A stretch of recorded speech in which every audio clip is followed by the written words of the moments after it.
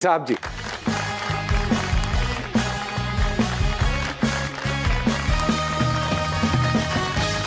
शकील भाई, सर हम दोनों ऐसे हैं जैसे मियाँ बीवी नहीं आते। थैंक यू मियाँ कहने का। मियाँ मियाँ ना कहलवाना, वरना फिर आवाज लगाएगा क्यों निकाला। सबसे पहले तो अस्सलाम वालेकुम। वालेकुम भाईजान, हमने आपको सलाम करना है। नहीं मैं आपको बताऊं नहीं इसलिए कि लोग नीचे लिख देते हैं जब प्रोग्राम ऑन एयर जाता है तो अक्सर यूट्यूब पे नीचे लिखा होता है कि सलाम इन लोगों को करना नहीं आता। ये जो कमेंट वाले लोग हैं ना, अल्लाह इनसे बचाए, ये किसी भी सूरत आपको छोड़ते नहीं है जी। और सर वो 20-25 कमेंट के बाद ना एक कमेंट आता है, मैं तो ये जानता हूँ ये पीता है। हाँ बिला वजह में। भाई तो उसके साथ बैठा है, उसके अच्छा, साथ एक बंदे की आदत होती है, वो ना जब कोई क्लिप देखते हैं ना उसमें लिखा होता है मूवी नेम या ड्रामा नेम लिखा होता है। अभी आज मैंने क्लिप देखा, वो सियासत की बात चल रही थी, कहता मूवी नेम फिक्स से अपनी जगह पे। आप दोनों भाइयों को इसलिए तकलीफ दी है, एक तो ये आपसे पूछना चाह रहे थे कि आप दोनों ने माशाल्लाह, क्योंकि आप दोनों का एक्सपोजर बहुत ज़्यादा है और कॉमेडी के हवाले से, तो हमने कहा कि कॉमेडी के हवाले से थोड़ी सी बात करें, क्योंकि वक्त के साथ साथ आई एम श्योर कि आप लोगों की नॉलेज में भी होगा कि कॉमेडी करनी मुश्किल होती चली जा रही है। ऐसा ही है, बहुत ज़्यादा, क्योंकि कॉमेडी हो बहुत रही है हमारे कुछ अच्छा क्या ह्यूमर अच्छा कर दिया लोगों ने। अब तो कोई भी कॉमेडी कर सकता है। हाँ नहीं, अब तो बच्चा इंजेक्शन लगवाता है, वो कॉमेडी हो जाती है, वायरल हो जाता है वो। जुगतबाजी जो थी, जो पंजाब की एक सकाफत का हिस्सा ही है, ऐसा ही है। अब जुगतबाजी से लोग परहेज करते हैं, क्योंकि जुगत हमेशा किसी के चेहरे के हवाले से या जिसामत के हवाले से या रंग के हवाले से या प्रोफेशन के हवाले से जुगत मारी जाती थी। लेकिन हमारा जो स्कूल हम दोनों का वो है सिचुएशन कॉमेडी का। नहीं मैं पहले बात कर लूं फिर उसके बाद पंजाब। पंजाब। अच्छा, वैसे भी जिस चीज दे नाल बाजी लग जाए ना, लोग बड़ी तनकीद करते हैं। कबूतरबाजी, ठीक है जी, जुगतबाजी और काफी बाजियां ने ऐसी। जेटा तेरा टेढ़ो यार, तेरी उल्टबाजी लग गई। नहीं शकील भाई, प्रॉब्लम ये हो गई है कि इतनी सारी एनजीओज आ गई हैं जो कि मुख्तलिफ चीज़ों को रिप्रेजेंट करती हैं। वो कहते हैं जी बॉडी शेमिंग के हवाले से बात कर रहे हैं, रंग रूप ये तो अल्लाह की देन है। तो हमने हर चीज़ में मुश्किलात डाल दी हैं। ह्यूमर का क्या बनेगा ये जानना चाहता हूँ आप दोनों से। कुछ नहीं बनेगा, एक दिन खत्म हो जाएगी और क्या। खत्म तो नहीं होती, शक्ल बदल जाती है उसकी, किसी और फॉर्म में आ जाएगी। हाँ, ये तो रहेगा ये, मतलब ये चीज रुकती तो नहीं है, क्योंकि जो हमारी एक सरजमीन है वो हर जगह अपनी अपनी एक नोयत रखती है। मतलब मुल्तान जैसे सोन हलवा है, मतलब आप उसको नहीं कर सकते। फैसलाबाद वहां पर जुगत है, आज भी चले जाएं आप रिक्शे वाले से बात करेंगे तो आपको पंच लाइन तो आएगी। ठीक है, वो बंदा कहे जी कि मैंने अपना गुरु नानकपुरा जाना, हो कहता जा मैं तेन मना कर रहा आज मैं सवेर दी रोटी नहीं खाती पुत्र, टाइम ना क्यों नहीं खाता। मतलब ये चलता रहता है। एजाज भाई का कहना यही है कि ये जुगत की वजह से कॉमेडी मुश्किल, मतलब हमने इतना भर दिया जुगत कि अब हम क्या करें इसके आगे। नहीं हो सकती है, अभी हो रही है, मजाक लोग ऐसे हैं। हाँ जी, हमने कंटेंट छोड़ दिया है। हम ड्रामे में एक थीम लेकर चलते थे ना, हमने उस थीम को छोड़ दिया। अब ये होता है कि बगैर डायरेक्टर के और बगैर स्क्रिप्ट के सेट के ऊपर आ जाते हैं, जबकि पूरी दुनिया में कोई भी एक्टर बगैर स्क्रिप्ट के और बगैर डायरेक्टर के नहीं आता। वो सिर्फ पाकिस्तानी एक्टर आते हैं जो स्टेज पे काम करते हैं। तो सर ये अच्छी बात है हमारे लिए कि नहीं? बहुत बुरी बात है, बहुत गंदी बात है। चीज की तरतीब ही नहीं है। आपको एक चीज आती है, आपके अंदर एक विट है, आपको एक पंच लाइन करनी आती है, आप उसकी तरतीब बना लें, आपका पूरी दुनिया में अच्छा नाम होगा। जब आप उसको रश में करेंगे, फिर रश में एक दूसरे के साथ वो गालियां बन जाती हैं, उसको फांसी कहते हैं। इससे पहले कि हम मज़ीद बातें करें शकील सिद्दीकी साहब से और नसीम विकी साहब से, एक छोटी सी ब्रेक लेनी है। ब्रेक के बाद जी सरकार में दोबारा आपकी खिदमत में हाजिर होंगे जी।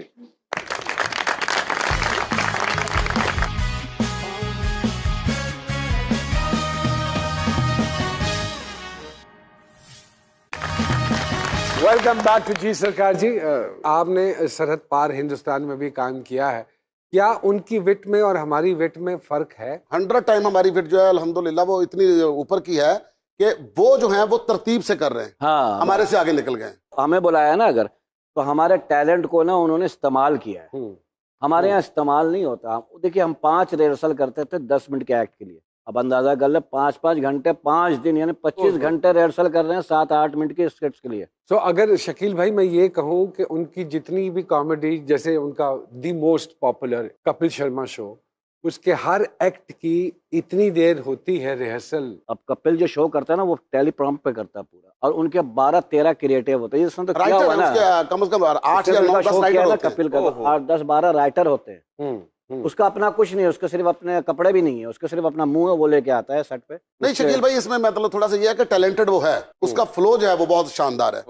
अगर हमारे यहाँ तरतीब के साथ उसी तरह सबको बना के देना शुरू कर दे तो ये शो पहले यहाँ बनते हैं, फिर उनके पास जाता है। सॉरी टू कट यू, हमारे यहाँ माजरत प्रॉब्लम ये है कि स्टार नहीं बनाना, कि अगर ये स्टार बन जाए तो खराब करते हैं। हम क्रिटिक बहुत अच्छे हैं, हमें ये कहना बहुत अच्छा लगता है कि ये कौन है, कुछ भी नहीं आता, मैं दोस्तों में तो जगह दूसरा ले आ देना। हमारे अंदर ये चीजें नहीं जा रही। हमें जब पता चल जाएगा, हम जब मानना शुरू कर देंगे कि हमारे पाकिस्तान में मतलब एक्टिंग क्या है, जब आप ये नहीं कि अभी भाईजान मुंह पे बैठे हैं कि नुमान एजाज साहब की एक्टिंग देखने के बाद मैं नहीं समझता कि बंदा काम करे। वाह वाह वाह वाह, हम काम नहीं कर पा रहे हैं उनको देखने। आप लोगों को क्या तकलीफ, अगर खुल के ताली इस बात पे बजा लोगे तो सर बात ये है कि हर शो में इतनी तारीफ होती है आपकी, तो ये ताली हम इतने मुनाफिक माशरे में रह रहे हैं, लड़का छेड़े तो लोफर, लड़की छेड़े तो ऑफर। आपकी जिंदगी में ऑफर नाम की चीज तो नहीं नहीं, अल्लाह का शुक्र है यार, एक ही बीवी है। हाँ प्लीज। अभी बात हो रही कपिल शर्मा शो, बोल पड़ा।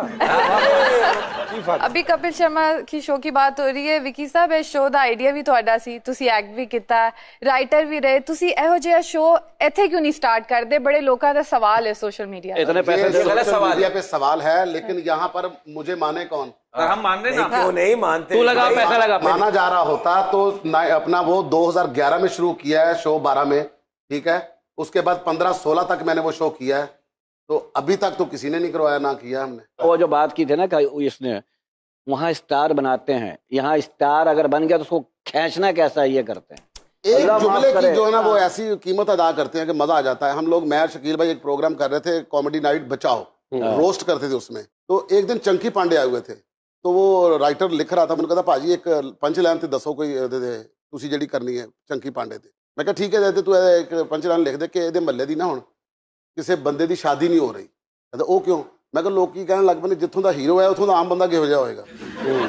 ਸਾਰੀ ਰਾਤ ਇਸ ਗੱਲ ਦੇ ਉੱਤੇ ਹੱਸਦੇ ਰਹੇ ਨੇ, ਖੁਸ਼ ਹੁੰਦੇ ਰਹੇ ਨੇ, ठीक है कि यार पंजाब की पंच लाइन जी इधरों आती है, पाकिस्तान वालों आती है, ਉਹਦਾ एक मजा अपना। हमारा एक इस्तेलाह इस्तेमाल की जाती है कि हम बड़ी बारीक बातें करते हैं, जैसे अनवर मकसूद साहब करते हैं, जिनको समझना पड़ता है। हमारी ये है प्रॉब्लम कि हम लोग बारीक बातें करते हैं। एजाज भाई, पता है क्या मसला क्या है? मोइन भाई ने एक बड़ी अच्छी बात की थी, मजाक करना और मजाक उड़ाना दो अलग चीज है। जी जी।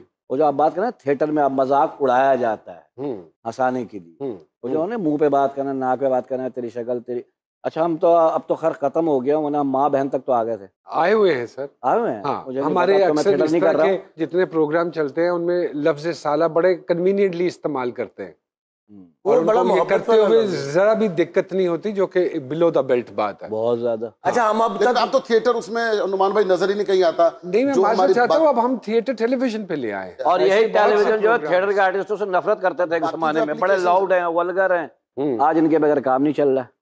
मैं एक प्रोग्राम जो इससे पहले करता था, उसमें मेरे साथ जो कॉमेडियन हजरात थे, तो मुझे एक दिन एक और मेरे कोलीग जो उसका हिस्सा नहीं थे, उन्होंने एक बात कही, उन्होंने कहा तू किन्नू शो, मैं कहा यार मेरा दी परसेप्शन बदलना चाहना, they are not like that, एहो जी लोग नहीं है जो बिलो द बेल्ट गल करन, ते उन्होंने कहा कि तू किन्ना जाहिलां दी परसेप्शन बदलना चाह रहे हैं, और ये तो कभी इम्प्रूव कर ही नहीं सकते। आप यकीन कीजिए वो कर गए थे इम्प्रूव, ऐसा ही। और जब तक वो मेरे साथ प्रोग्राम करते रहे, बिलो द बेल्ट कभी बात नहीं हुई, ऐसा ही है। आज तूतना भी होती है हर शो में, आप उठा के देख लीजिए, और उसमें बदतमीजी भी होती है, और मुझे याद है एथिकली रॉन्ग।